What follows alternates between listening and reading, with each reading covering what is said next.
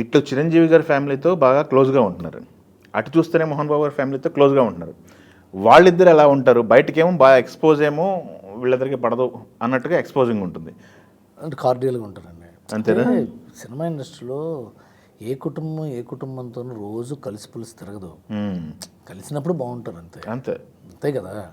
ఇప్పుడు ఎవరి పనుల్లో వాళ్ళు ఒక్కొక్కరు ఒక ఎంపైర్, ఆ ఎంపైర్ నడుపుకోవడానికి ఎన్ని కష్టాలు, వాళ్ళ పిల్లల జీవితాలు, వాళ్ళ వ్యాపారాలు, వాళ్ళ సినిమాలు, ఊహించండి. మనకి సరిపోదు టైము, వాళ్ళకి ఎలా ఉంటుంది? వాళ్ళ బిజినెస్లు ఉంటాయి, వాళ్ళ ఇంట్రెస్ట్లు వేరేగా ఉంటాయి. సో ఎప్పుడైనా ఫంక్షన్స్లో పార్టీలు కలుసుకున్నప్పుడు కలుసుకుంటారు. ఎప్పుడైనా నచ్చపోతే ఇప్పుడు వాళ్ళ సినిమా వాళ్ళు కాబట్టి వాళ్ళ మధ్య ఉన్న పొరపక్షాలకి భూతద్దంలో చూస్తాం మనం, లేకపోతే ఏమి ఉండదు కదా. పాపులార్ వాళ్ళ పాపులారిటీ వల్ల వాళ్ళ మధ్య ఉన్న డిసగ్రిమెంట్కి వాల్యూ, కానీ వాళ్ళు పాపులర్ కాకపోతే ఆ డిసగ్రిమెంట్ కూడా పాపులర్ అవ్వదు. ఏముంటుంది? మొన్న చిరంజీవి గారికి బాలకృష్ణ గారికి పడదో అని 100 మంది రాశారు. ఆయన 50th ఫంక్షన్కి వచ్చి ఏమన్నాడు? ఎంత గొప్ప మాట అన్నాడు ఆయన. నేను ఇంద్ర రాసింది మీ సమరసింహారెడ్డి చూసి ఇన్స్పైర్ అయ్యి అన్నాడు. ఇంద్ర చేసింది కాదు ఆలోచన. అసలు ఆ స్టేజ్ మీద నుంచి ఒక ఛాలెంజ్ బోయపాటి గారికి మాట్లాడారు కదా, సినిమా కథ రెడీ చేయమని. మరి ఆ కథలో ఏమైనా రెడీ చేస్తున్నారు? కనీసం మీరు రైటర్స్ అయినా తెలియదు, అది ఎలా ఉంటుందో తెలియదు. బట్ వన్ డే వస్తుంది, జరుగుతున్నారు, జరుగుతున్నది. ఓకే, 100% జరుగుతుంది. ఇద్దరు చాలా కార్డియర్ అండి, వాళ్ళు పెద్దవాళ్ళు అండి, వాళ్ళు సీనియర్స్, వాళ్ళు ఎన్నో చూసుంటారు, మెచ్యూరిటీ లెవెల్స్ ఉంటాయి. మనకి ట్రోలర్స్కి 20 ఏళ్ళు 25 ఏళ్ళు వీళ్ళందరూ ఈ మధ్య బొడ్డుడిన వాళ్ళు. వీళ్ళు రాసుకున్న ట్రోలింగ్స్ వల్ల మనం సోషల్ మీడియాలో ట్రోలింగ్ అయ్యో అమ్మో అంటాం, కానీ వాళ్ళు మహనీయులు, వాళ్ళు అచీవర్స్.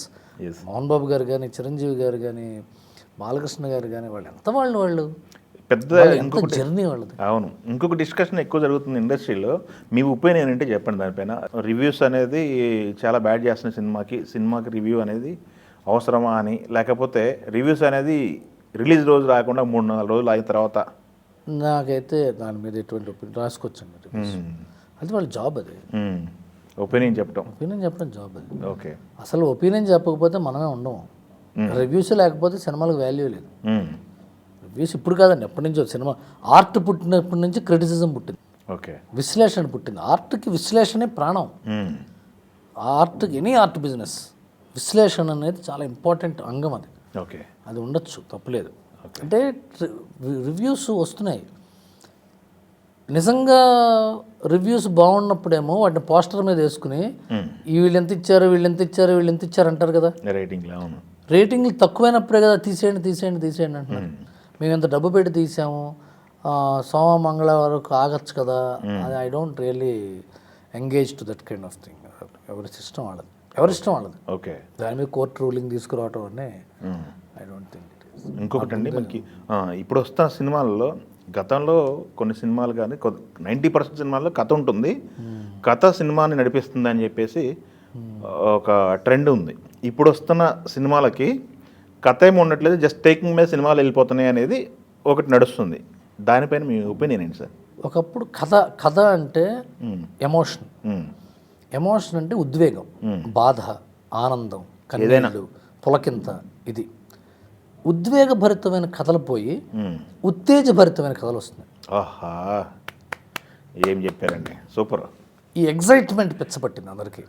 ఒక హీరో బడ్డీ కొట్టుకు వెళ్తే ఒక 5-6 బిల్డప్ షాట్లతో వెళ్ళడం, సిగరెట్ అంటించడానికి ఇంకో 56 బిల్డప్ షాట్. పైకి ప్రతిదానికి టాలరెన్స్ తగ్గిపోయి కొట్టడం, 100 మందిని కొట్టాలి, 200 మందిని కొట్టాలి. వాడు ఎన్నో కష్టాలు పడినందువల్ల వాడు క్రిమినల్ అయ్యాడు. క్రైమ్లోంచి ఇప్పుడు పుష్ప, KGF ఇవన్నీ కూడా హీరో తన చట్టాన్ని తన చేతిలో తీసుకున్నాడు అనే సినిమాలు మనకి 80 నుంచి ఇదేంటి Amitabh Bachchan angry young man నుంచి ఉన్నాయి. యాంగ్రీ యంగ్ మ్యాన్, దేవార్, ఇవన్నీ చట్టాన్ని చేతిలో తీసుకురావటమే. దాన్ని ఇంకా గ్లోరిఫై చేయటం, కొత్త టెక్నాలజీతో, కొత్త రకమైన రౌడీలతో, కొత్త రకమైన బట్టలు, కొత్త రకమైన లొకేషన్స్తో కొట్టుకుంటున్నారు అంతే. ఆ ఉత్తేజభరితమైన సినిమాల మధ్య ఉద్వేగభరితమైన సినిమాలు తగ్గిపోయినాయి. ఓకే, ఏదో ఒక శేఖర్ కమ్ముల్ లాంటి వాడు తీస్తున్నాడు. ఇదివరకు ఆయన చక్కగా మజిలీ తీశాడు, శివ నిర్వాణ. ఇప్పుడు ఆయన సినిమాలు ఇంకా బాగుంటే ఇంకా మంచి సినిమాలు వచ్చేవి. ప్రస్తుతం పీరియడ్ అలా ఉంది. మళ్ళా మారిద్ది అనుకుంటారు. ఇప్పుడు ఇంద్ర, సమరసింహారెడ్డి, నరసింహనాయుడు వచ్చినప్పుడు ఇంకా రాయలసీమ సినిమాలు తప్ప వేరే ఏ సినిమాలు ఆడవు అనుకున్నప్పుడు ఇక నువ్వే కావాలి, నేను నువ్వు లేక నేను లేను, నువ్వు ఉదయకిరణ్, నితిన్ గారు, ఆ తర్వాత తరుణ్ గారు వీళ్ళందరూ వచ్చారు కదా, ఒక సీజన్ నడిచింది కదా, మళ్ళీ యాక్షన్ సినిమాలు మళ్ళీ ఎవడో ఒకడో అద్భుతమైన ఇంకో రకమైన సినిమా తీసేదాకా ఇవి నడుస్తాయి. ఓకే, ఇంకో ట్రెండ్ స్టార్ట్ అయ్యే వరకు ఈ ట్రెండ్ నడిచింది. ప్రస్తుతం విలన్స్, రౌడీలు ఈ గొడవ నడుస్తుంది. ఓకే, మీ కథ రాబోయే కథలు ఎలా ఏ టైప్లో ఉండబోతున్నాయి? నేను ఎప్పుడు ఒక పాయింట్ని డిస్కస్ చేస్తూ చేసే సినిమాలు ఇష్టం నాకు. అవి ఎక్కువ మంది టచ్ చేయరని నా ఆశ నాకు. ఓకే, దాన్ని ఇప్పుడున్న పద్ధతుల్లోనే, ఏంటి కథ ఎప్పుడు ఒకటే సార్, దాన్ని చెప్పే పద్ధతిలోనే తేడా ఉంటుంది. కథ ఎప్పుడు ఒకటే అంటే నా ఉద్దేశం ఒకటే కథను కాదు, కథలో ఒకటే భావజాలం ఉంటుంది. అంటే మార్పు అన్నది ఉన్న చోట దాని కథ అవుతుంది. కొన్ని క్యారెక్టర్లు మారడము, కొన్ని క్యారెక్టర్లు రియలైజ్ అవ్వటము, కొన్ని క్యారెక్టర్లు చచ్చిపోవడము, కొన్ని క్యారెక్టర్లు చచ్చిపోవడం వల్ల కథ మొదలవడం జరుగుతుంటుంది కదా.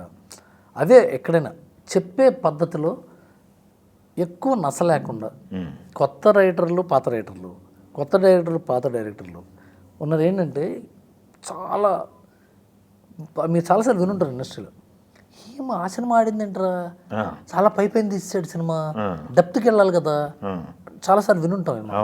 వాడు ఓల్డ్ ఆ మాట అన్నవాడు, చేదస్తం వచ్చేసింది వాడికి. ఇప్పుడున్న కుర్రాళ్ళకి, ఇప్పుడున్న సినిమా గోయర్స్కి అంత చెప్పక్కర్లేదు, అంత చెప్పక్కర్లా, సింపుల్గా చెప్పచ్చు, అలా ఎక్కువ గిల్లుకోక్కర్లా. ఆ తర్వాత జనరేషన్ వాడికి అంత కూడా చెప్పక్కర్లా. ఓకే, ఎందుకంటే సోషల్ మీడియా వచ్చిన తర్వాత మోరల్ సైన్స్ అనేది ఫేస్బుక్లో తెలిసిపోతుంది, ఇన్స్టాగ్రామ్ రీల్స్లో మోరల్ వస్తుంది, ట్విట్టర్లో మోరల్ వస్తుంది. మళ్ళీ మోరల్ స్టోరీస్ ఎందుకు అక్కర్లా.